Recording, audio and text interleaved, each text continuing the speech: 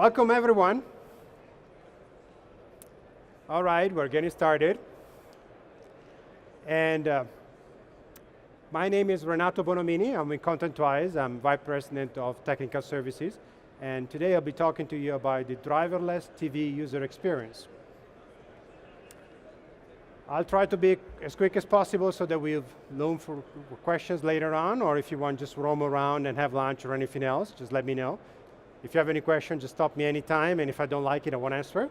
So we'll see. Okay. All right, so what we're going to talk today about is machine learning, in particular machine learning applied to storefront automation.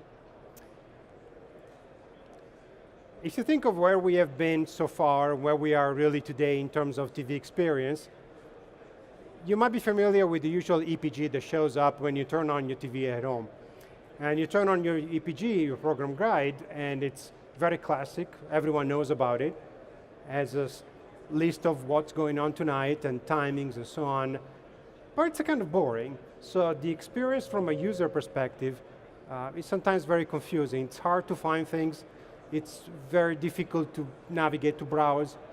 And now, by raise of hands, how many times, or actually how many of you, have you ever been in a situation where you turn on your TV, you looked at the EPG, you spend your whole evening browsing through your 700 channels, and at the end realizing it's 10:30 p.m., it's time for bed, and you're going, okay, the night is gone, right? I periodically do this once a month, and then each time I ask myself, why am I going to do this again? Think of the operator itself. Well, okay, quite a few people, good. Think of the operator. The operator on the other side has very limited automation capabilities available today. So the quality of the data that they're using sometimes is very poor. So what happens that, for example, you have recordings, and you have 7 recordings of the same title, and you're like, it's the same title, why did you record this 7 times? And even when personalization or recommendations are in place, I told you I don't like this, so there are really a lot of problems into the data quality and the automation part. And all of these obviously comes also as a very high cost. So high cost of development, QA, building up your TV service. So that's where we are today. Now, you're not the only one. And actually, out of a survey that was done to OTT operators, the most important factors that operators put in place in terms of where should we go, the first 3 of them are video playback. Everyone realizes today on the market that you need to have a nice video playback. No buffering, no blocking. Has to have the same experience that you will have on a regular TV from a broadcaster. Just like, for example, for OTT operators. We can't do much about that, so that's your problem. But you see, the next one that comes that it's really resonates well with what we do is the user experience and the content discovery. So 70% of the people in this survey realize that having a better user experience and content discovery is critical to the success of their OTT services. And what they say is that they need a compelling user experience and content discovery. So we realize that the current experience is not good. Everyone knows that there has something to do that needs to be done. Now, what could possibly go wrong? I mean, this is not a car show, so I won't be wrecking any car. Let's take a look at 3 things that can actually go wrong in doing this. The first one is from a market perspective. There are a lot of OTT players right now. There are a lot of providers that provide a lot of services. And make yourself the question, how are you going to differentiate yourself from everyone else? So it is important to make sure that when you have your service, you provide a superb experience to them so that they like your experience. They come back because it's your service. It's your content, but it's actually your service, so you need to think about it. The second area is that not only you need to make yourself differentiated, but you need to be good at your own service. It's very well known, and this is Netflix that published a while ago, that if a customer does not choose something in 90 seconds, they're gone. Now, outside of the TV industry, retail found this out several years ago. When the first e-commerce websites were coming up, everyone realized that if you could not complete your transaction in seconds, if you click on a button and that button did not give you a result in a matter of seconds, the user was going to walk away from your website. That's why the whole application performance monitoring was put in place. There was a brand new discipline of IT, specifically defined to find a solution to the problem that people have to wait too much time because application response is low. And this is the same from a user perspective. If the user cannot find the relevant content in a short amount of time, they're going to walk away. So unlike me, which I might spend an hour clicking down, down, down, down, while I'm getting asleep on the sofa, really, you have a very limited amount of time when your users are going to make a selection and a choice. And they will notice by leaving your service. So if you're a subscription VOD service, for example, you want to keep your customers happy and you want to keep them subscribing over and over again. From a technical perspective, there are a lot of players involved in making your service available to the customers.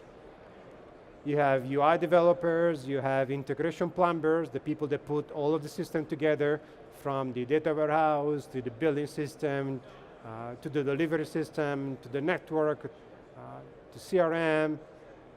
All of the systems that go together, that's a very expensive cost of developing a service. And once you have developed, you have to maintain it over time. You have to change it. So every little change that you do to your service is going to cost you more money in development. These costs can be really telling up to much more than you can sustain to be profitable.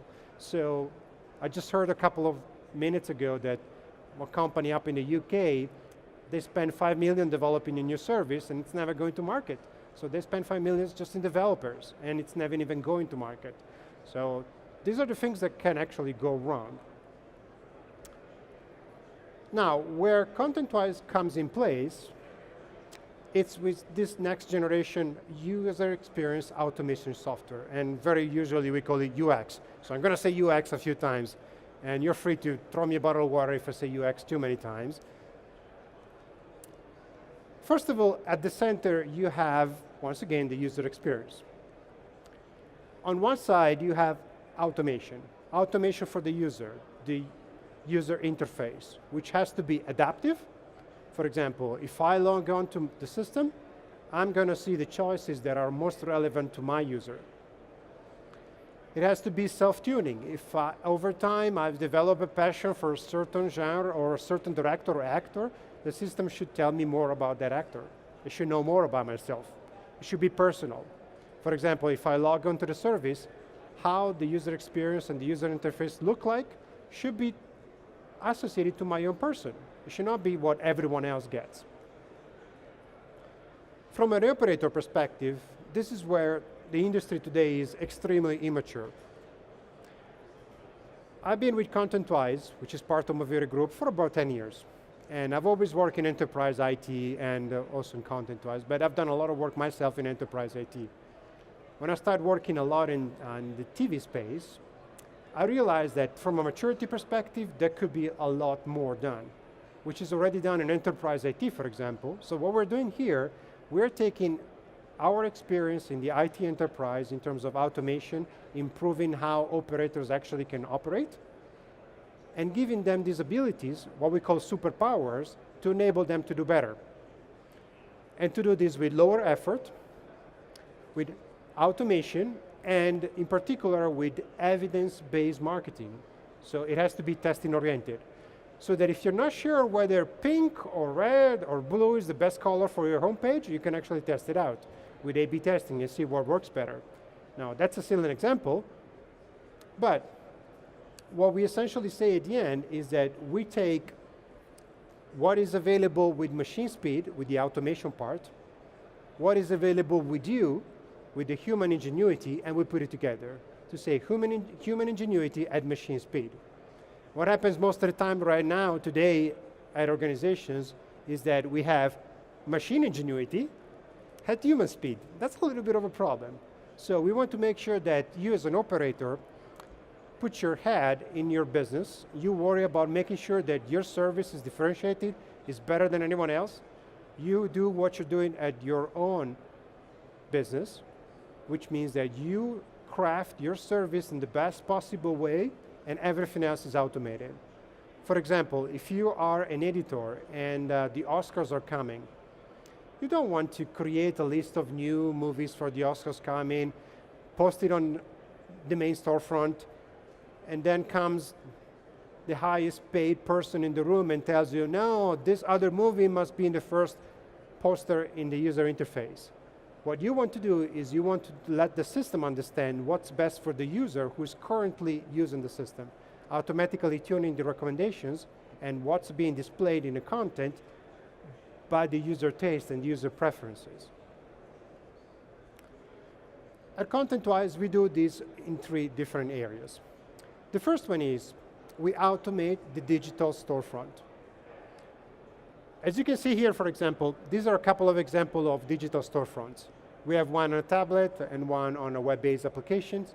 And in both cases, you see by the shades of red right here that the most important space in the interface is the one on the top left.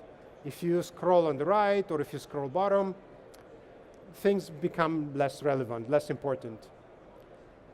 Now think of your own experience with an OTT service and think how many times you open up an application on your phone and you click here, you click there, you start swiping, you start scrolling and scrolling and scrolling and scrolling, and then you take a cloth and you clean up your iPhone because at that point, all this smudging with scrolling all the time. So you really have to make sure that the content is in a relevant position and it's automatically put in a relevant position for that person in that moment. Sure, we have bigger user interfaces, more space coming up, and higher resolution, retina displays, 4K, so it gives us more real estate.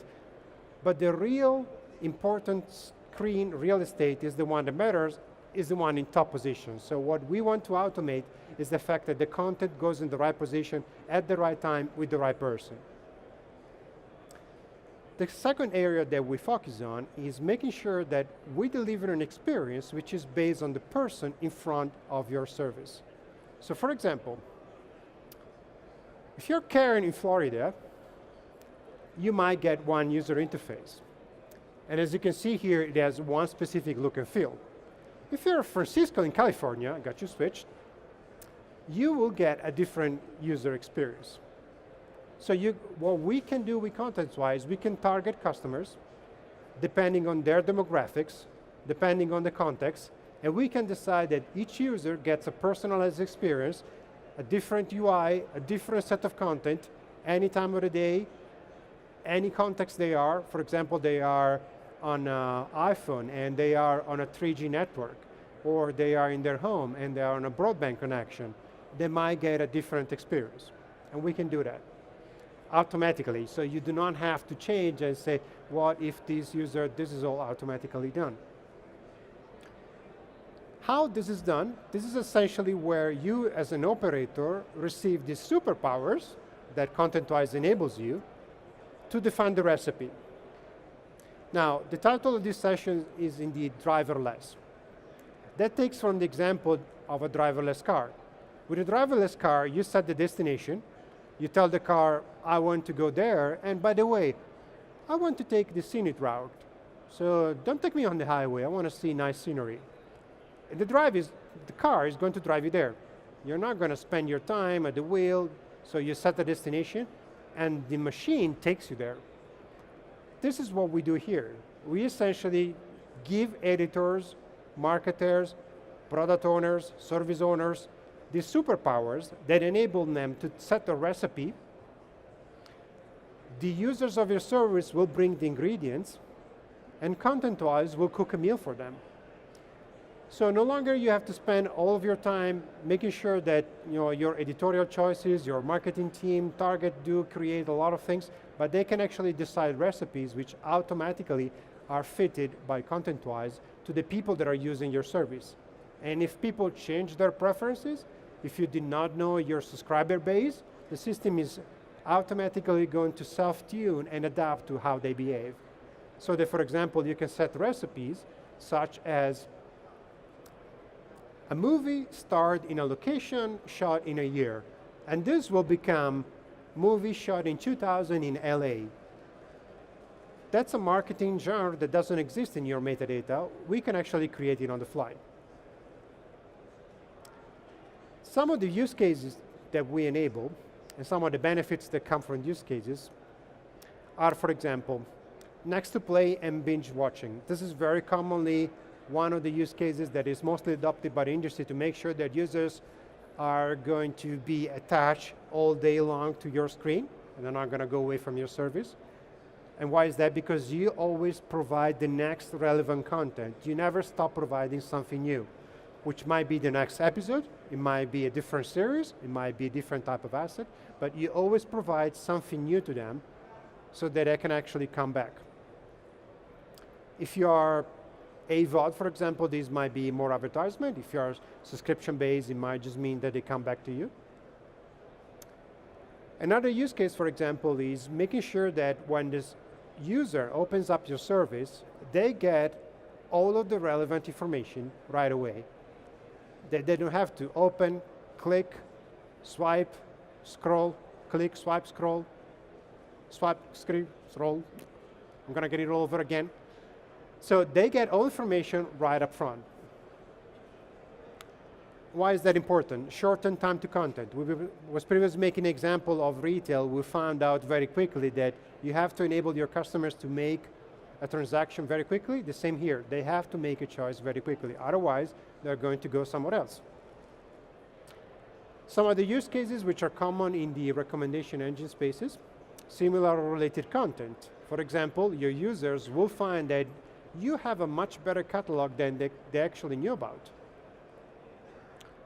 Another common use case, because you watched, that over time we also develop it as becoming because you asked, because you like, because you start, because you recorded. That generates more trust in the user. The user actually is given a recommendation, is on a front page, in your home page of your storefront. It gets a set of recommendations, and the system tells them, well, I'm recommending you these titles because you like these other titles. So this generates trust with them. If we shift now the focus more to the operator, you can do targeted promotions. For example, you can tell the system, if someone who is a female of the age between 20 and 30 and is located in California is in front of the screen, this is the set of recommendations. This is the kind of user experience that they should have, which might be different. It can be based on a date. It can be based on an hour of the day, on the context, on the person. So you can use all of that to do better targeted promotions. And then there are also some offline functionalities and use cases that we can cover that allow you to extend the experience of your users beyond using your service online in real time. For example, automatic recording. What if the system automatically recorded what you might like so that when you come back home, you turn on the system and you get a series of movies which have been pre-recorded for you instead of remembering yourself to record them. Oh, I forgot to put it on the DVR. It's already there. And it's already there because the system knows you might like that. Personalized emails. Things such as, for example, hey, did you know that there is a new movie from this actor? You can send it out to all the people in your subscriber base that might like that actor. Even if they did not explicitly tell you, you know that because they always watch content from that actor. Or you can do personalized notifications. Let's say that you search for Tom Cruise and you find a set of results, and now Tom Cruise comes up with a new movie, and you want to promote it to the people that search for Tom Cruise. So you can actually have that kind of notification personalized. And these are all offline examples. You do all of this within ContentWise by keeping full control of the user experience for the end users, but also the user experience of your service.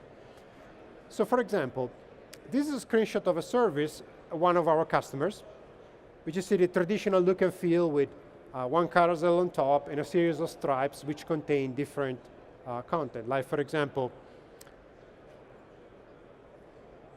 you have top viewed, what's recommended for you, similar titles, so different use cases in the page. How does it look like when this is empowered by ContentWise? The screenshot you see in the middle is actually a screenshot out of our web-based admin console, where you can see that the editor or the owner of the service can go in and first of all define a page, define the target of that page, which is who should actually be the target for this look and feel of the page. And I can create a different target. If I have a page for kids, maybe there is a page for girls and a page for boys. They look different. Not only they have different content, they also look different. So you define the target, and you define what the content should be for that page. And each single area in the page becomes a widget, which you control what use case is associated to a widget. And what you can do, you can go in ContentWise in real time, you can change the look and feel of the user interface and change it on the fly. So once again, you define a target, you define a page structure, and you define use cases within that page structure. If we take a little bit more of detail, for example, of a use case, this is where we started. So about 10 years ago, ContentWise first came out on the market, and we started as a recommendation engine. And as a recommendation engine, we were doing things such as, if you like this movie, you might also like that movie. Now, that is one use case that we power. And as you can see, it's just one widget. So we have outgrown that experience, and now we provide what we call the user experience automation, where marketers, editorial teams can go in and they can actually automate all of the process of building the service themselves. Some of the benefits that you receive by using this kind of technology, for example, there is no longer involvement of software developers. So whenever you want to change the user experience, you don't have to call the UI developer and ask them, hey, can you add a carousel on top of the third page in our service? You can actually go in, and once you have the widget defined, where they are, the position, the content is all managed automatically by ContentWise. Now, let's take a look at some of the soft benefits that are coming up from the adoption of ContentWise. Consumption is pretty simple. Everyone knows that recommendation technologies have been invented and have been put on the market to drive more consumption. And this actually has been proven. But did you imagine that you can actually have a better catalog coverage with recommendation technologies? I'll show you in a minute what that means with actual KPIs. Another example, subscriber churn is lower. So your users enjoy more your service, so they stick around longer and they renew your service. Your users also find out more content and more relevant content. So at that point, what happens is that they actually enjoy your service more, and they find it, hey, I did not know that that content was in place.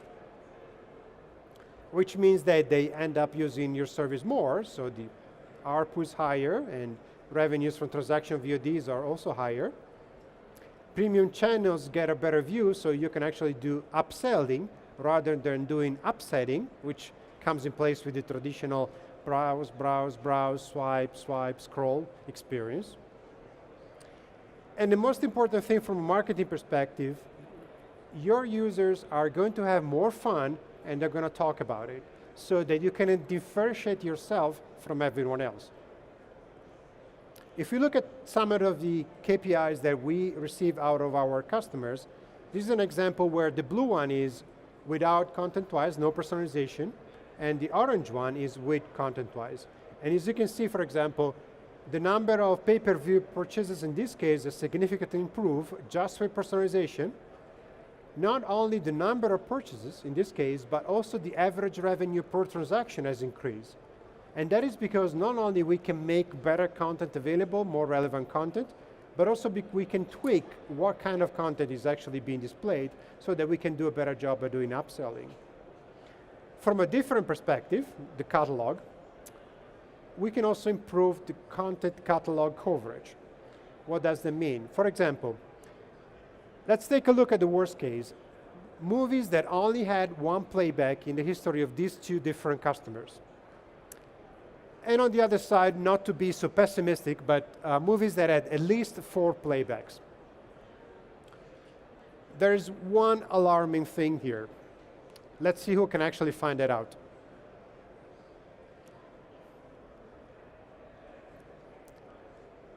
Titles with 1 playback. 62%. If you look at that from another perspective, 38% of the catalog for this customer, which is a telco up in Europe, was never watched by anyone. So can you imagine buying content, spending money for licenses, renewing those, and no one ever watches that content? That's really a problem. So once these customers adopted ContentWise, they saw a significant growth in how the catalog they have was actually being used. Up to the point where it's, as you can see, it's pretty significant. You're still going to have catalog where the long tail probably is never going to watch, someone is never going to watch those titles, but the effects on the long tail are significant. People know about the top view titles, people know about the popular content, that's pretty well known. But the long tail titles, the dog titles, the one that no one knows about, that you're paying content for, we can actually empower them. So thank you for your attention. If there is any question, I'll be more than happy. We are just a couple of blocks away, and I'll be around if you have any questions. Thank you.